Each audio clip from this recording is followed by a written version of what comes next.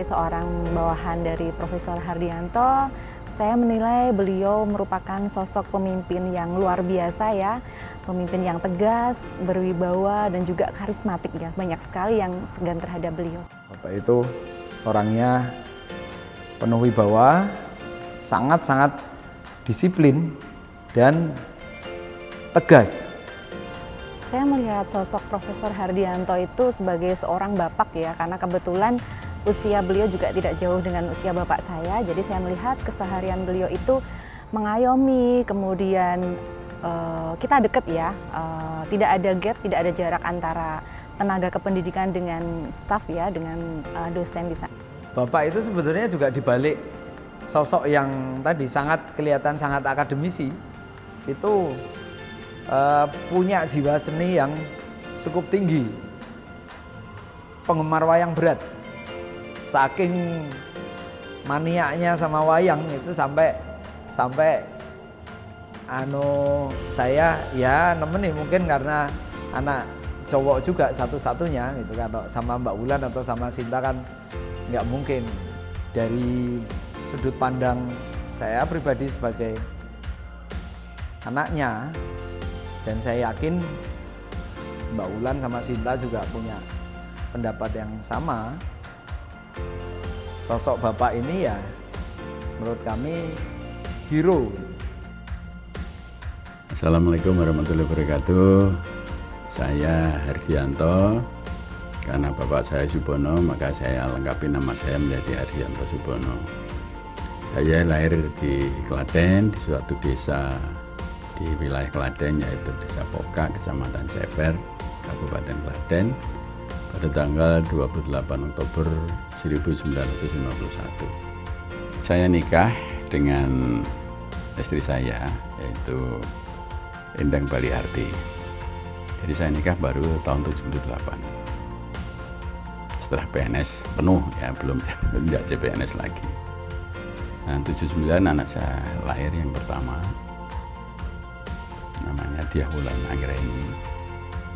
Kemudian yang kedua tahun 81 namanya Muhammad Bayu Sasongko.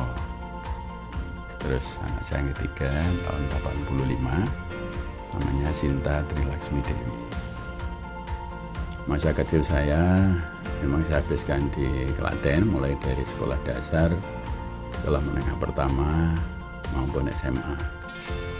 Baru tahun 70 saya masuk Fakultas Kedokteran dan saya lulus tahun 1976. Masa kecil saya habiskan di desa. Saya berdelapan bersaudara, saya anak nomor 1. Dan sampai dengan adik saya yang nomor 6, itu semua perempuan. Jadi saya satu-satunya laki-laki. Sehingga sebagai anak barep, anak sulung, dan laki-laki, saya sangat disayang ibu saya. Ya karena di desa, hiburan satu-satunya ya selain bermain, kalau anak-anak juga nonton wayang kulit. Ya si mbah saya itu kebetulan setiap mantu itu nanggap wayang. Sehingga karena itulah terbentuk dalam jiwa saya yang jadi suka wayang. Nah kemudian sampai SD itu SD saya di sekolah di desa lain maksudnya. Itu ya tahun pertama kelas 1 itu masih diantar. Kemudian setelah itu ya sendiri jalan dari rumah ke sekolah dasar saya, dulu namanya sekolah rakyat, itu ya kira-kira 3 kilo lah kira-kira jalan kaki. Waktu itu belum ada sandal, jadi tanpa alas kaki kalau anak-anak di desa itu.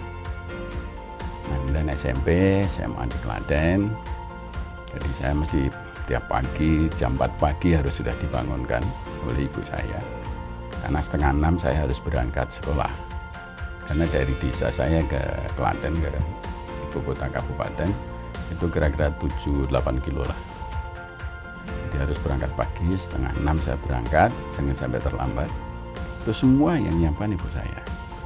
Jam 4 pagi udah bangun, terus disuruh mandi, air hangat, setelah itu sarapan. Nah, hari-hari itu ibu saya itu kerjanya begitu, menyiapkan sarapan anak-anaknya, makan siang, dan seterusnya.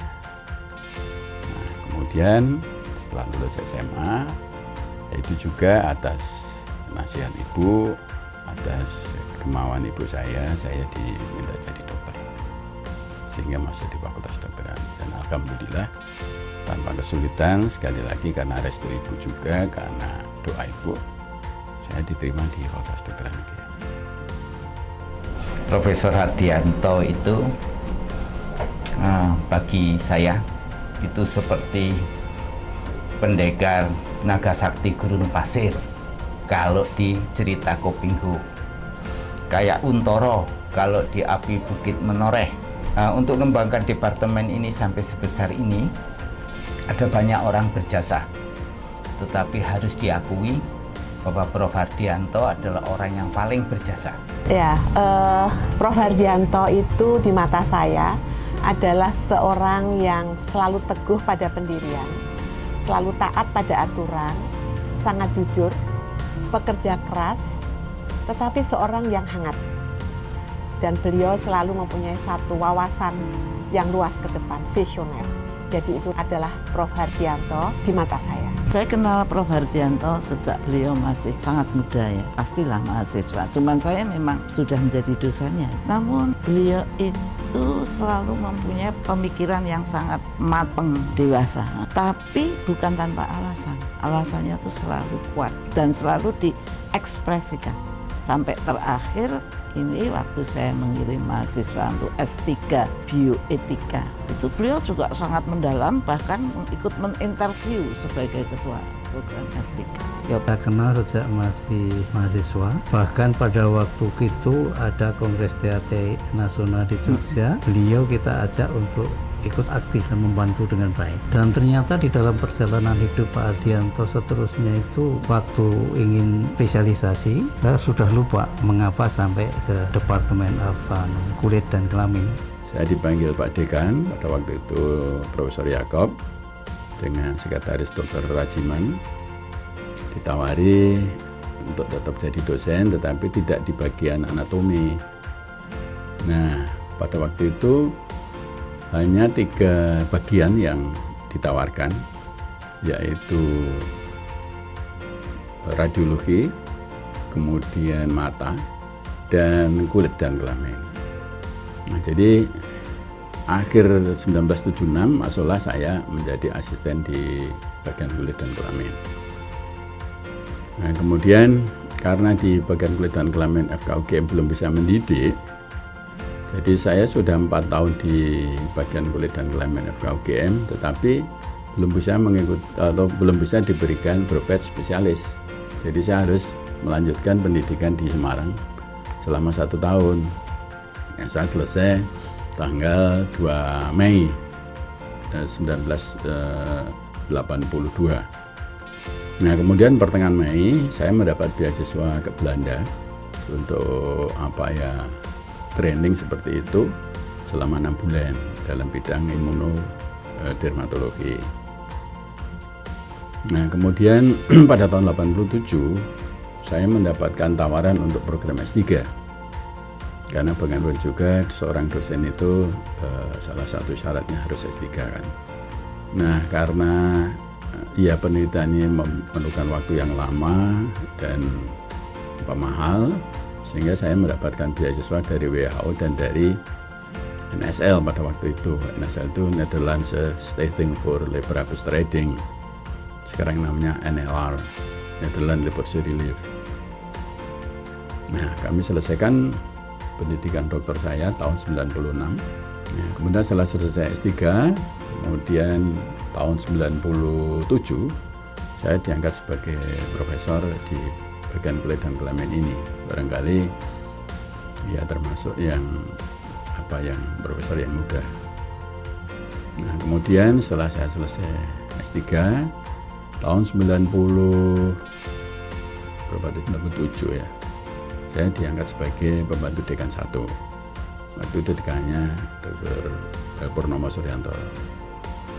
Dan tahun 2000 setelah PD 1 selesai, membantu dekan 1 selesai, saya dipilih sebagai dekan sampai tahun 2008. Kemudian tahun 2009 sampai 2014 saya diangkat menjadi Ketua Konsil Kedokteran di Jakarta selama 5 tahun. Di tahun 2014 selesai, saya pulang. Kemudian di fakultas saya masih diminta menjadi Ketua Senat Fakultas. Nah, kemudian 2016 saya terpilih mewakili Fakultas Kedokteran sebagai anggota Senat Akademik di UGM. Dan saya dipilih menjadi Ketua Senat Akademik Universitas Gadjah Mada sampai tahun 2021.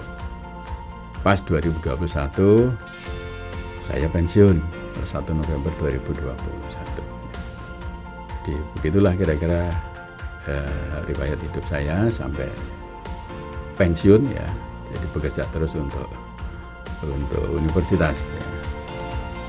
Kami ucapkan kepada Bapak yang selama ini sudah menjadi segala-galanya bagi kami, sehat terus dan selalu menjadi pahlawan bagi sehari-hari, dan kami sangat berharap bisa menurunkan apa yang sudah diturunkan kepada kami itu ke cucu-cucu, supaya nanti anak-anak itu juga bisa meniru eyangnya, karena mungkin kalau saya itu tidak bisa memberi contoh kepada anak-anak sebaik yang diberi contohkan dari Bapak langsung ke anak-anak. Sehat terus, terima kasih.